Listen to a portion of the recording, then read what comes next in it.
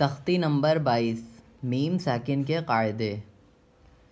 اعوذ باللہ من الشیطان الرجیم بسم اللہ الرحمن الرحیم۔ نمبر 1 ادغام شفوی۔ میم ساکن کے بعد، یہ ہے میم ساکن، میم ساکن کے بعد میم آئے، میم ساکن کے بعد اگر میم آئے تو میم کو میم سے ملا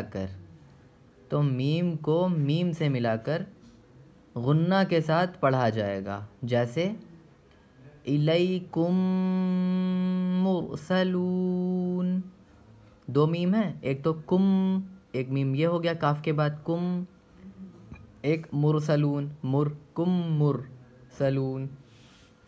لہم ما یشاءون، یہاں پہ بھی غنہ ہوا۔ فی قلوبہم مرض فہم معرضون۔ نمبر 2 اخفاء شفوی۔ میم ساکن کے بعد با ہے تو غنہ کے ساتھ اخفاء ہوگا۔ اب یہ کیسے ہوگا؟ ان ربہم بہم، میم ساکن کے بعد با ہے تو غنہ کے ساتھ اخفاء ہوگا، میم پہ غنہ ہوگا، با پہ اخفاء ہوگا، تو غنہ کے ساتھ اخفاء ہوگا۔ ترمیہم بحجارۃ، میم ساکن کے بعد با رہا ہے تو غنہ کے ساتھ اخفاء ہوگا۔ وما ہم بمؤمنین، میم ساکن کے بعد با رہا ہے، وما ہم غنہ و اخفاء ہوگا۔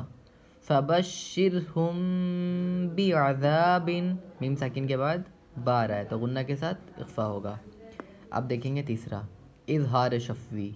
میم ساکن کے بعد با اور میم کے علاوہ کوئی اور حروف بالخصوص واو یا فا آئے تو میم کو ظاہر کر کے پڑھنا چاہیے، جیسے اردو میں ہم تم کے میم ہے، جیسے اردو میں کہتے ہیں ہم تم، اب یہ کیسے ہوگا؟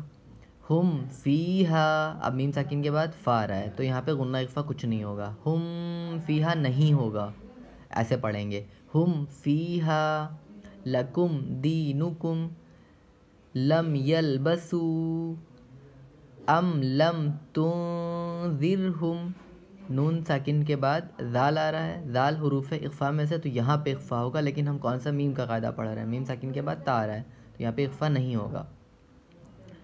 لہم اجر، میم ساکن کے بعد حمزہ آ رہا ہے تو اس لیے یہاں پہ غنہ اخفا کچھ نہیں ہوگا۔ یہاں پہ کیا لکھا ہے؟ میم کے علاوہ، با اور میم کے علاوہ کوئی اور حرف آئے۔